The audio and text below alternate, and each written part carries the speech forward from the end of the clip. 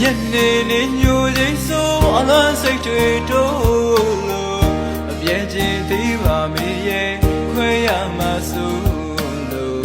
နှုတ်ဆက်ချိန်တွေဆိုလွယ်လွယ်တဲ့ချိန်ကိုအလားရပြင်းနေကိုပါပါရီရှုံးလို့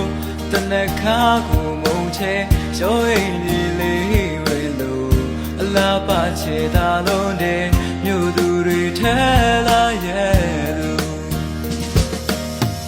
အပေါ်ရမပြောတတ်တာဒါရမင်းသိပါညတာရှိလျက်ရိုင်းရဲ့ရှိချက်တော့မပြောင်းခင်မို့ကွာမင်းနဲ့ပဲခီးဆက်ချင်ရဲ့ပါ